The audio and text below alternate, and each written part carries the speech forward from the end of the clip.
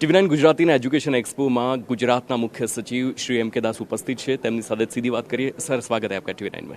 धन्यवाद। सर, सचिवालय में ऐसी चर्चा है कि आप सीएस बने उसके बाद जो गति है वो बूस्ट हो गई है कामगिरी की, क्या कहेंगे? ऐसा नहीं है, गुजरात में हमेशा से ही विकास के कार्य होते रहे हैं और सरकार कमिटेड रही है हरदम से ही, तो हम उसी काम को आगे बढ़ा रहे हैं।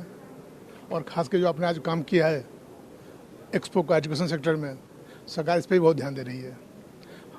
हमारे अच्छे अफसर्स डिपार्टमेंट में लगे हैं और गुजरात के युवाओं को अच्छी कैरियर उनका बने, अच्छा भविष्य हो, वो पढ़ लिख कर अच्छे इंसान बने, अच्छे नागरिक बने, खुद का विकास करें, देश का विकास करें, इसके लिए काम हो रहा है। सर, विकसित भारत 2047નો સંકલ્પ છે વડાપ્રધાનનો અને ગુજરાતને હંમેશાથી રોલ મોડલ તરીકે આગળ બતાવવામાં આવે છે। કયા એ મેઇન પ્રોજેક્ટ છે કે જેને હાલ આખા ભારતમાં પોર્ટ્રે કરવામાં આવે છે? 2047માં ગુજરાતનું કેટલું યોગદાન? ગુજરાત તો હંમેશા ગ્રોથ એન્જિન રહ્યું છે ભારતનો અને આ વખતે પણ ગુજરાતે લીડ લીધી છે।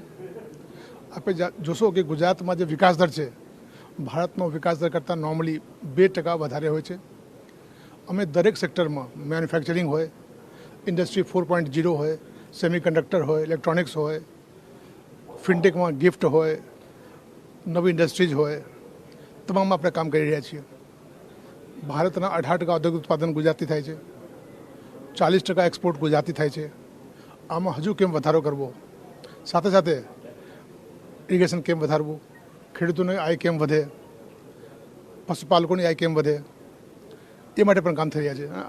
તાજેતરમાં આપ જોયો હશે કે અમૂલે એના ટર્નઓવર વધારીને 1 લાખ કરોડ કરી નાખ્યું છે અને ગામડા સુધી લોકો ખુશ થયા છે।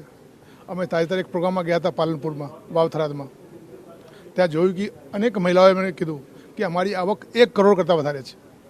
આ પણ શક્ય બન્યું છે નર્મદાના કારણે, ગુજરાતના વિકાસના કારણે। એ હજુ આગળ વધારશું। સર, એજ્યુકેશન સેક્ટરની વાત કરવામાં આવે, કયા એ મેઇન પ્રોજેક્ટ છે જે આવનારા દિવસોમાં તેને પૂરા પાડવામાં આવશે, તેની પર સરકાર મક્કમ થઈને આગળ વધી રહી છે? એજ્યુકેશન સરકારની મોટી પ્રાયોરિટી છે।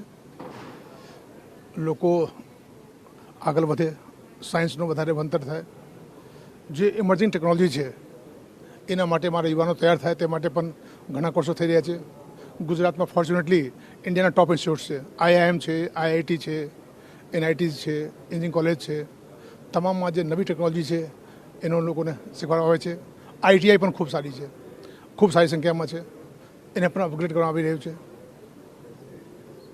જે નવા મોદી સાહેબ પણ અમે જ્યારે CS કોન્ફરન્સ થયું ત્યારે કીધેલું કે તમે અગાઉથી ફોરકાસ્ટ કરો કયા કયા સેક્ટરમાં જોબ મળશે, તે પ્રમાણે અમે કામ કરી રહ્યા છીએ।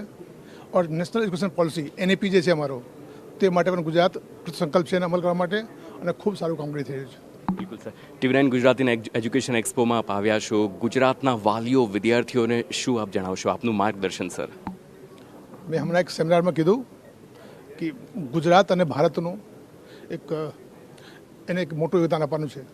આજે જે બાળકોની સંખ્યા છે, ભારતની વાત કરીએ તો દર વર્ષે ભારતમાં 2.30 કરોડ બાળકોનો જન્મ થાય છે। ચાઇનામાં નેક્સ્ટ છે અમારો, ત્યાં માત્ર 87 લાખ બાળકો છે। ગુજરાતની વાત કરીએ તો 12.5 લાખ, આખા અમેરિકામાં 36 લાખ, એટલે 3 ગુજરાત એટલે અમેરિકા થાય છે બાળકોની સંખ્યાની વાત કરીએ તો। અમારી જવાબદારી ખૂબ છે। અમારા લોકો શિક્ષિત બનશે, સ્કિલ્ડ હશે તો ખૂબ સારું કામ કરશે, ગુજરાતમાં તક મળશે અને ભારતના બહાર પણ તક મળશે। તો એક સ્વર્ણિમ અવસર છે। આવનાર 20 વર્ષ અમારા માટે ખૂબ ક્રિટિકલ છે અને ગુજરાત સરકાર કૃત સંકલ્પ છે કે આ સમયમાં જે મારા બાળકો છે એને કેમ સારું ટ્રેનિંગ મળે, સારી સ્કિલ મળે, એજ્યુકેશન મળે, સ્વસ્થ રહે અને દેશ માટે, રાજ્ય માટે ને સમાજ માટે એસેટ બને। Thank you so much sir, આપ ટીવી9માં આવ્યા તે બદલ। તો આ હતા ગુજરાતના ચીફ સેક્રેટરી MK દાસજી, જેમણે સ્પષ્ટ જણાવ્યું કે સ્કિલ એજ્યુકેશન કેટલું ઇમ્પોર્ટન્ટ છે અને આવનારા 20 વર્ષમાં હજુ વધારે કામ કરવાનું હોય તેવું તેમણે જણાવ્યું છે। ટીવી9 એજ્યુકેશન એક્સપો અમદાવાદથી મારી સાથે નટવર પરમાર સાથે હાર્દિક મોદી, નમસ્કાર।